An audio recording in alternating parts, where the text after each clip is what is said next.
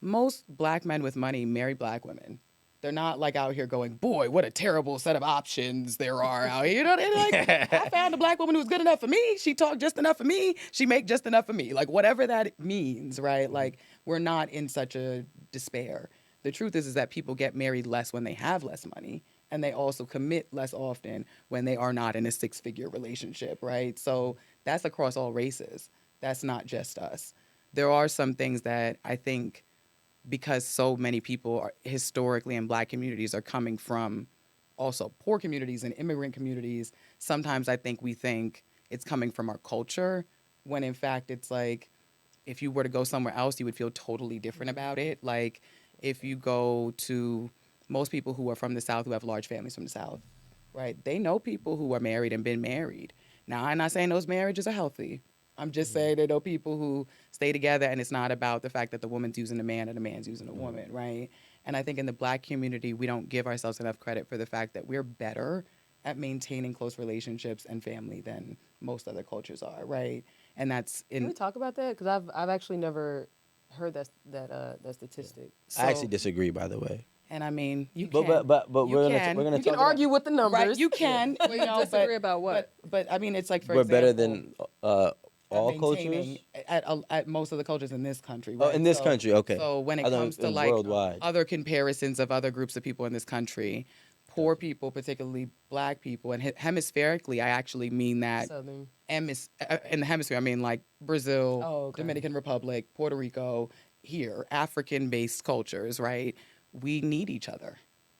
We need each other. That's why I said when you lose a bunch of money and then your relationship falls apart, you just lost a bunch of privilege, and now we got each other, and we got to look around and be like, but are you enough to help me get back to my good stage?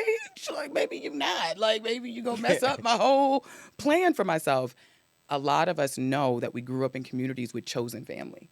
A lot of us know that. We call people auntie and uncle who were not our auntie and uncle. We have people in our family who might not have never got married, but they living in the same house, you know. And I think that kind of relationship maintenance is not about the privilege on paper of saying we're married, right? It's about the reality that like a lot of times this concept for people, if you say just cut them off, in our community, we're like, ooh, that's a little harsh because our first instinct is actually if you can fix it, maybe you fix it.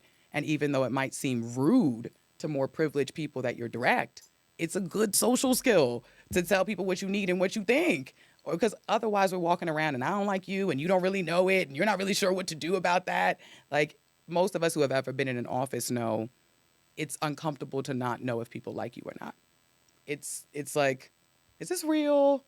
This is not real, you know, but good social relationships feel authentic. And a lot of us know who are from cities with immigrants in it, with black folks in it, that the most social people we know are black folks, right? So when we're talking about relationships, we have the skills, but we're also being disempowered a lot and told about ourselves a lot. We have really low self esteem. Often we lose people that we can't really control losing. You know, from very young ages, a lot of us lose people. So by the time we're talking about adult love, there are so many things that are ingrained into us that just go, try to prevent yourself from getting hurt, which is not the same thing as saying, we don't know how to do this. Yeah. Wow.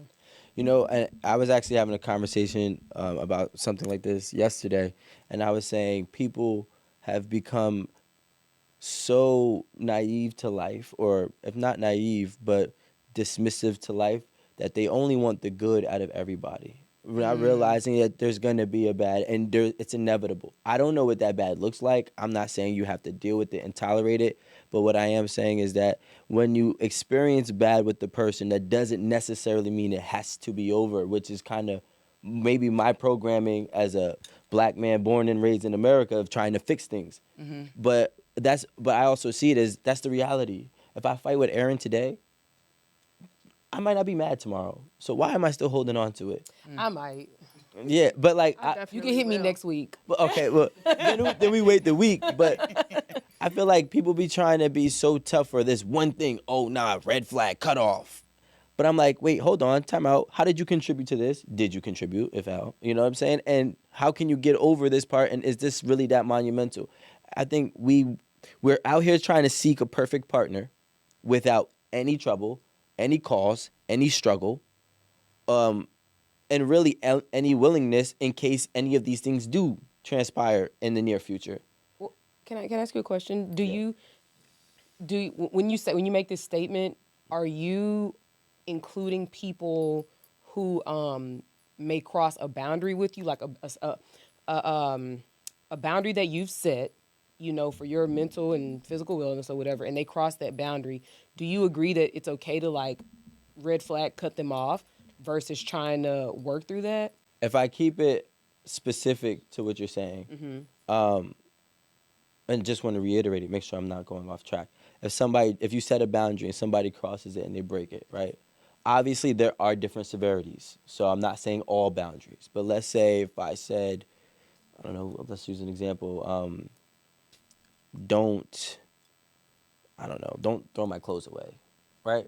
Okay. I'm just, I don't know, like. I don't know what's been going on in your relationship. No, it's not Your that doesn't girlfriend happen, say but- she like the jeans. Or don't, all right, how about this? She said shit happens. You know what I'm saying? Or how about this? I definitely throw dance. Don't call me outside of my name. Let's use that. Sure, That's a yeah, good that's one. a Okay. simple one. That's great. I was trying not to be cliche, but whatever. Yeah, you could be cliche. That's a good one. Let's say I say don't call me outside my name.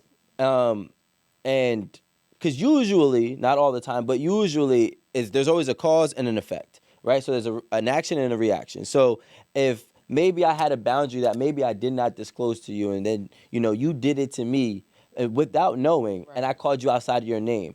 And now you're like, yo, I told you don't effing do that because blah, blah. And now it's just a situation that has gone so far high with just because of the lack of understanding. Now, I think it's different when people are being malicious. Like, malicious intent is different. But, misunderstanding or hell, maybe you did nothing. And I just got so much going on in my life right now that maybe I'm not even sharing with you. I'm stressed about work. I'm not happy at my job. And, you just didn't, you moved my shoes and I wanted my shoes by the door. And now I'm losing it, right? Obviously, I need a lot of help at that point. Yeah, But- you need therapy. Yeah, you may need therapy, there right? goes one of them Ooh, Mr. signs. Angry. Yeah. But what I am saying is, Shoes by the door. like, You not finna yell at me about no shoes. No, but in Yeah. his defense, is when you suppress so much stuff. yeah, it's the littlest Yeah, thing true, that's But gonna that's lack of just- communication within your relationship. Or maybe it's sometimes the thing is, especially as Black people, we're so used to carrying weight. Shouldering, yeah, Yeah. So that at some point in time, it's like they say, the straw that breaks the camel's back. Well, I have a question. I have a question for you. What do you think keeps people single that they don't notice? Some of the most common dating advice that people are paying for right now is to just date people you wouldn't normally date. That's I think it. that's terrible. You think people should do that? I think to some degree, I think you should just meet. We seen what that happens like here at 8 at the table. But here's I don't advise it.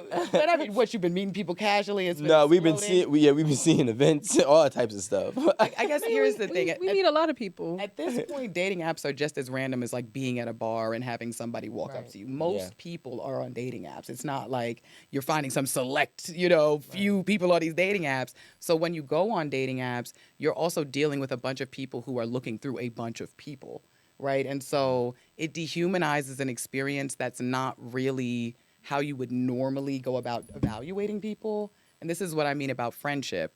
I have a friend. I meet them however I meet them. As we do things together, I'm like, you know what?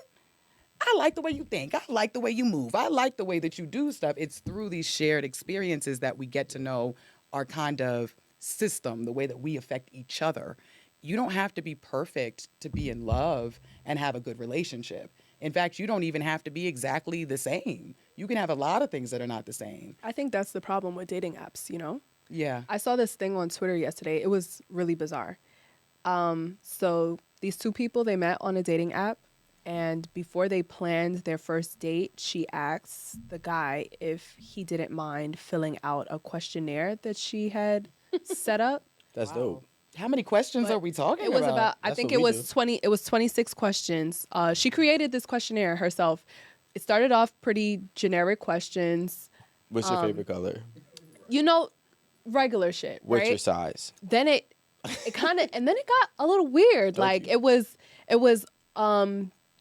It was a toilet paper question. Do you think that the toilet paper goes like under, or do you Over. roll it or over? I say Or under. What y'all say?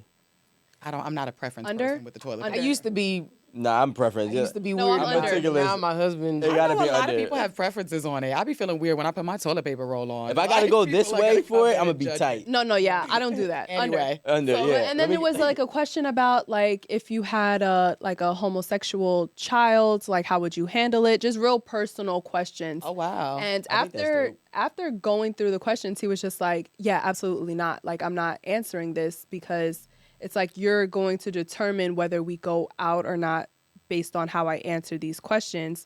And one, I understood his need to not want to do it because it's just like, well, we can go out and get to know each other like regular human beings instead of me like having to fill out what kind of seems like a test before you decide like, okay, yeah, pass. They didn't pass my test, so I'm just gonna be like real cut with it and Yeah. just like, okay, well, I don't want to talk to you. I don't want to continue to try to get to know you. So honestly, I thought that the questionnaire was a little bit too much. Yeah. But I just think that dating apps specifically, that's what's wrong with it. Like we're trying to find people too much like ourselves, and that's probably not always going to be the best thing to do. I have a question about that. So, from my perspective, that seems like a very Efficient? effective and efficient way to like weed out somebody who you won't vibe with. And I'm only saying that if those questions are presented in a way that they are like deal breakers for you or that they speak to your like fundamental principles. Because let's say he was like, nah, if my kid is a homosexual, I can't mess with it. She might have a kid that's a homosexual, and that may, or sibling or something, so that may be a fundamental thing that she can't rock with. That's why I think it's kind of efficient. You don't waste a date, you don't waste no money, you don't waste no time, you don't waste your lipstick, your foundation, your dress, your outfit, whatever, so it's like, why not?